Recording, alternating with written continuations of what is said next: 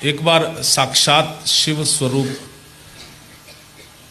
वो शिव थे या साधु थे, ऋषिकेश में मेरे को सामना हुआ था। उस समय मैं सुबह से शाम, बहुत समय पहले की बात है, हीलिंग किया करता था। जिस किसी को कष्ट होता था सुबह बैठ गया। ये उस समय की बात है कि जब मैं बहुत हीलिंग किया करता था, सुबह से शाम।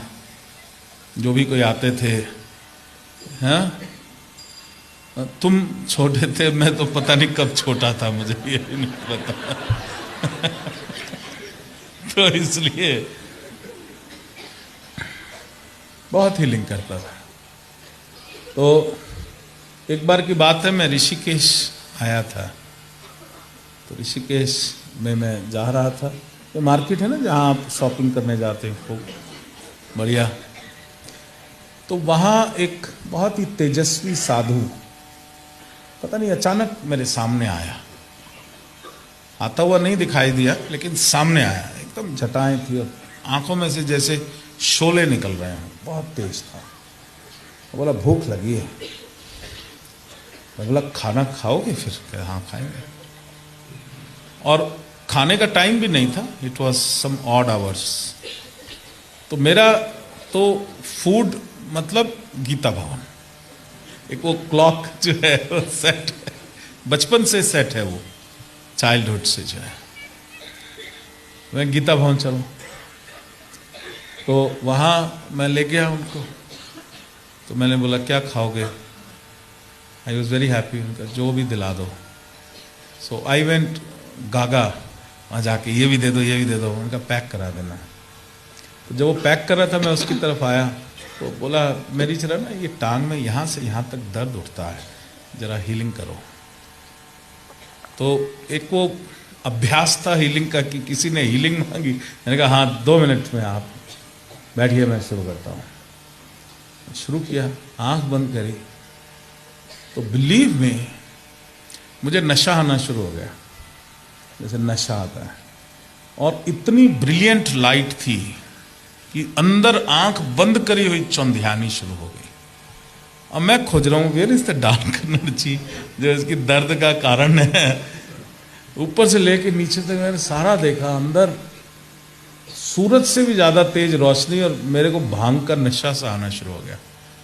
और मैंने आंख खोली, मैंने कहा दर्द तो कहीं है नहीं। तो वो हंस के बोले हाँ ठीक हो गई। तो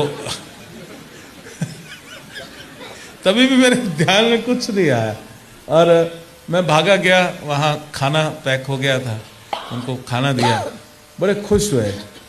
और मेरा वहाँ सहलाई, फिर मेरा हाथ पकड़ के इसको सहलाने लगे, ऐसे ऐसे करके 2-3 बारी सहलाया।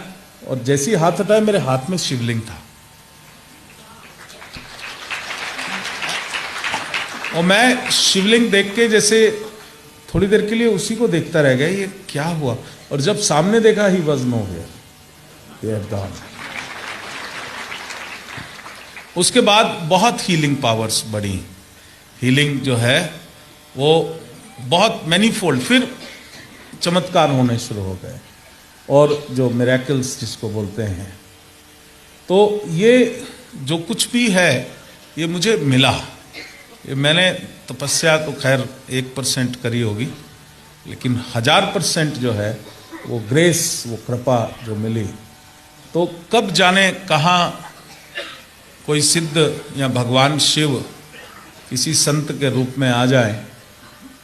और जब वो गायब हो गए, तब मेरे ध्यान में आया इनको कैसे पता लगा मैं हीलिंग करता हूँ, जो इन्होंने कहा मेरी टांग की हीलिंग करो। After he went, then I realise. फिर मैं खोजा, बाहर देखा, कहीं दिखे ही नहीं वो जो है। तो एक वो फीलिंग ऑफ लव और फीलिंग ऑफ जेन्युइनिटी।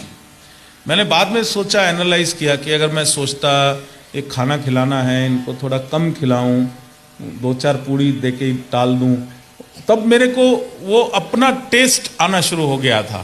कि वो मैंने बताया ना कि यहाँ पे जब हम यंग एज में थे, तब भूख भी भाई बहुत ज़्यादा लगती थी, और तब मीन्स भी नहीं हुआ करते थे, पैसे भी लिमिटेड होते थे जेब में। और सारा दिन काटना है, अगला दिन भी काटना है, साधना भी करनी है और फिर आगे निकल जाना है। तो थोड़ा सा भोजन बंधवा लिया इनसे। तो वो खाना स्वादिष्ट भी बहुत लगता था क्योंकि राशन में होता था, एक टाइम का खाना कुछ दिन चला देना और जब बहुत ज़्यादा भूख लगे तब खा लेना, गंगा जी का जल पी लेना, साधना करना। वो जो आनंद था, उस आनंद का मैं आपको बखान नहीं कर सकता। और इतना ज़्यादा फ्रेंडली थे, हम बैठते थे तो तितलियाँ, बटरफ्लाइज आके ऊपर बैठ जाती थी, जैसे उनको कोई डर ही ना हो। वो भी बैठी रहती थी, हम भी बैठे हुए हैं, ध्यान हो रहा है, साधना हो रहा है, कोई सांप आके बैठ गया तो कुछ मतलब वो फर्क नहीं पड़ता था। It was that unconditional love.